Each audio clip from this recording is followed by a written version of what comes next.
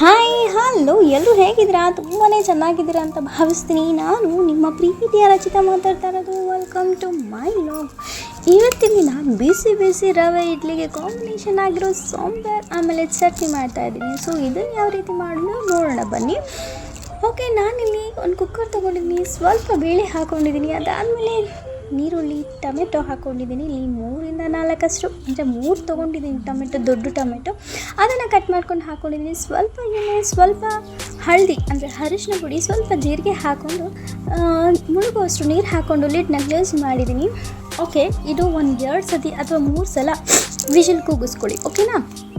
ಅದಾದಮೇಲೆ ಸೈಡಲ್ಲಿ ಇಟ್ಕೊಳ್ಳಿ. ನಾನಿಲ್ಲಿ ನಿನ್ನೆನೇ ನೆನೆ ಹಾಕಿರೋವಂಥ ಅಂದರೆ ರುಬ್ಕೊಂಡು ಇಟ್ಕೊಂಡಿರೋವಂಥ ಈ ಒಂದು ಬ್ಯಾಟರ್ ಹೇಗಿದೆ ಅಂತ ನೋಡೋಣ ಬನ್ನಿ.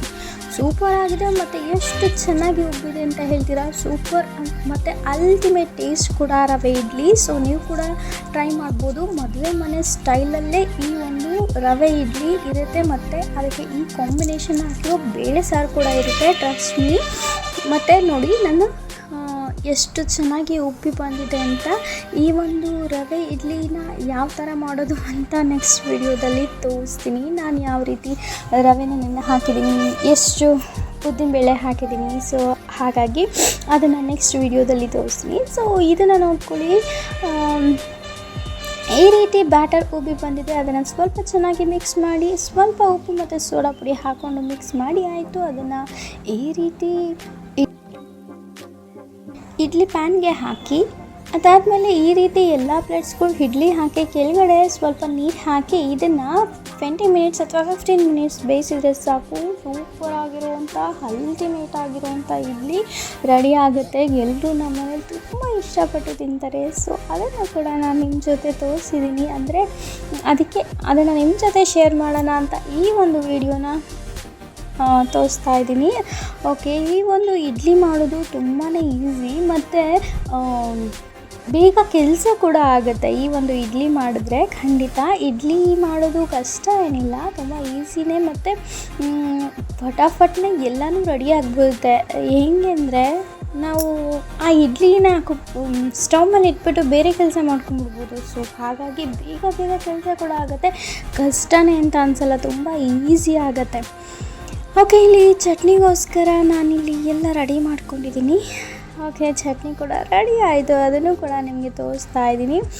ಅದೇ ಒಂದು ಎಲ್ಲ ಚಟ್ನಿ ಎಲ್ಲ ಬೇರೆ ಕಡೆ ಹಾಕ್ಕೊಂಡು ಮಿಕ್ಸಿಗೆ ಈ ಒಂದು ಕಾಯಿ, ಸ್ವಲ್ಪ ಕೊತ್ತಂಬರಿ ಸೊಪ್ಪು, ನೀರುಳ್ಳಿ, ಹುಣಸೆಹಣ್ಣು, 2 ಸ್ಪೂನ್, 1 ಸ್ಪೂನ್ ಖಾರದ ಪುಡಿ, 2 ಸ್ಪೂನ್ ಅಥವಾ 3 ಸ್ಪೂನ್ ಸಾಂಬಾರು ಪುಡಿ ಹಾಕಿ, ಅದಾದಮೇಲೆ ಇದನ್ನು ಸ್ವಲ್ಪ ನೀರು ಹಾಕ್ಕೊಂಡು ಗ್ರೈಂಡ್ ಮಾಡ್ಕೊಳ್ಳಿ. ಗ್ರೈಂಡ್ ಮಾಡ್ಕೊಂಡಿರುವಂಥ ಈ ಒಂದು ಖಾರನ ಅಲ್ಲಿ ಸೈಡಲ್ಲಿ ಇಟ್ಬಿಡಿ. ಒಂದು ಪಾತ್ರೆ ತೊಗೊಳ್ಳಿ. ಸ್ವಲ್ಪ ಎಣ್ಣೆ, ಸಾಸಿವೆ, ಜೀರಿಗೆ ಹಾಕ್ಕೊಳ್ಳಿ, ಬೆಳ್ಳುಳ್ಳಿ ಹಾಕ್ಕೊಳ್ಳಿ, ಕರ್ಬೇವಿನ ಸೊಪ್ಪು ಹಾಕ್ಕೊಳ್ಳಿ. ಈ ಒಂದು ಖಾರ ರುಬ್ಬಿರ್ತೀರಲ್ವ ಅದನ್ನು ಕೂಡ ಹಾಕ್ಕೊಳ್ಳಿ. ಅಂದರೆ ಚೆನ್ನಾಗಿ ಫ್ರೈ ಆದಮೇಲೆ ಆ ಎಣ್ಣೆ ಈ ಒಂದು ಖಾರ ಹಾಕಿ ಸ್ವಲ್ಪ ಕುದಿಸ್ಕೊಂಡಾಗ ಅಂದರೆ ಖಾರ ಹುಳಿ ಎರಡು ಮಿಕ್ಸ್ ಆಗಬೇಕು. ಸ್ವಲ್ಪ ಕುದಿಸ್ಕೊಂಡಾಗ ಚೆನ್ನಾಗಿ ಟೇಸ್ಟ್ ಬರುತ್ತೆ. ಅದಾದಮೇಲೆ ನೀವೇನೋ ಬೇಳೆ ಎಲ್ಲ ಬೇಯಿಸ್ಕೊಂಡಿರ್ತೀರಲ್ವ ಆ ಒಂದು ಬೇಳೆನ ಈ ಒಂದು ಲಿಡ್ಗೆ ಅಂದರೆ ಈ ಒಂದು ಪಾತ್ರೆಗೆ ಶಿಫ್ಟ್ ಮಾಡ್ಕೊಳ್ಳಿ. ಸ್ವಲ್ಪ ಉಪ್ಪು ಹಾಕಿದರೆ ನಿಮ್ಮ ಸಾಂಬಾರು ರೆಡಿ. ಸೂಪರ್ ಟೇಸ್ಟಿಯಾಗಿರೋ ಅಲ್ಟಿಮೇಟ್ ಆಗಿರುವಂಥ ಸಾಂಬಾರು. ನನ್ನ ಮಕ್ಕಳಂತೂ ತುಂಬಾ ಇಷ್ಟಪಟ್ಟು ತಿಂದರು. ಅಮ್ಮ ಇಡ್ಲಿ ಅಂತೂ ತುಂಬ ಚೆನ್ನಾಗಿದೆ ಅಂತ ಹೇಳಿದರು. ಸೊ ತಾಯಂದ್ರಿಗೆ ಇನ್ನೇನು ಬೇಕು ಹೇಳಿ, ಯಾವುದಾದ್ರೂ ಅಡುಗೆ ಮಾಡಿದಾಗ ತುಂಬ ಚೆನ್ನಾಗಿದೆ ಅಂತ ಹೇಳಿದಾಗ ಆಗೋ ಖುಷಿನೇ ಬೇರೆ. ಅವ್ರ ಹೊಟ್ಟೆ ತುಂಬ ತಿಂದಾಗ ತುಂಬಾ ಖುಷಿಯಾಗುತ್ತೆ. ಸೊ ಇದು ಕೂಡ ಎಲ್ಲ ತಾಯಂದ್ರಿಗೂ ಹಾಗೆ ಆಗುತ್ತೆ. ಈ ರೀತಿ ಯಾರಾದರೂ ಹೊಟ್ಟೆ ತುಂಬ ತಿಂದಾಗ ತುಂಬ ಚೆನ್ನಾಗಿದೆ ಟೇಸ್ಟ್ ಅಂತ ಹೇಳಿದಾಗ ಅವ್ರು ಎಲ್ಲೋ ಮೇಲೆ ಹೋಗ್ತಾ ಆಡ್ತಾ ಇರ್ತಾರೆ. ಸೊ ಅಷ್ಟು ಖುಷಿಯಾಗುತ್ತೆ. ಸೊ ಆಯಿತು.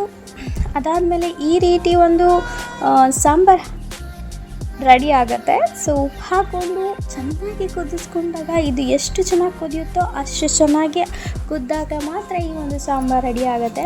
ಇದಕ್ಕೆ ಸ್ವಲ್ಪ ಪ್ರಮಾಣದಷ್ಟು ಗರಂ ಮಸಾಲ ಆ್ಯಡ್ ಮಾಡ್ಕೊಂಡಿದ್ದೀನಿ. ಬಿಕಾಸ್ ಗರಂ ಮಸಾಲ ಹಾಕಿದರೆ ಸೂಪರ್ ಟೇಸ್ಟಿ ಬರುತ್ತೆ. ಮತ್ತು ಇದು ಇಡ್ಲಿಗಲ್ವಾ. ಸೊ ಹಾಗಾಗಿ ಈ ಒಂದು ಇಡ್ಲಿ ಮತ್ತು ಸಾಂಬಾರು ಚಟ್ನಿ ಅಲ್ಟಿಮೇಟ್ ಆಗಿತ್ತು. ನಿಮಗೂ ಇಷ್ಟ ಆಯಿತು ಅಂತ ಅಂದ್ಕೋತೀನಿ. ಯಾರೆಲ್ಲ ನನ್ನ ವೀಡಿಯೋಸ್ ಹೊಸದಾಗಿ ನೋಡ್ತಾ ಇದ್ದೀರಾ ದಯವಿಟ್ಟು ನನ್ನ ಚಾನಲ್ ಸಬ್ಸ್ಕ್ರೈಬ್ ಮಾಡ್ಕೊಳ್ಳಿ, ಲೈಕ್ ಕಮೆಂಟ್ ಮತ್ತು ಶೇರ್ ಮಾಡಿ.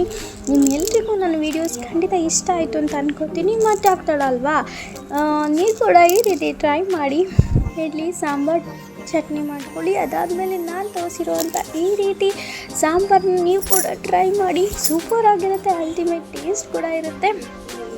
ಎಲ್ಲರೂ ಮಾಡ್ತಾರೆ ಮನೇಲಿ ಸಾಂಬಾರುಗಳನ್ನ, ಆದರೆ ಒಬ್ಬೊಬ್ಬರು ಒಂದೊಂದು ರೀತಿ ವಿಭಿನ್ನವಾಗಿ ಮಾಡ್ತಾರೆ. ಬಟ್ ನಾವಿಲ್ಲಿ ಇಂಟ್ರೆಸ್ಟ್ ತೋರಿಸಿ ಮಾಡಿದಾಗ ಮಾತ್ರ ಅದು ಅಲ್ಟಿಮೇಟ್ ಟೇಸ್ಟ್ ಕೊಡುತ್ತೆ. ಸೊ ಈ ರೀತಿ ರೆಡಿಯಾಗಿದೆ ಇಡ್ಲಿ ಸಾಂಬಾರು ಚಟ್ನಿ. ಸೂಪರ್ ಆಗಿತ್ತು, ಅಲ್ಟಿಮೇಟ್ ಆಗಿತ್ತು ಅಂತ ಹೇಳ್ತೀನಿ.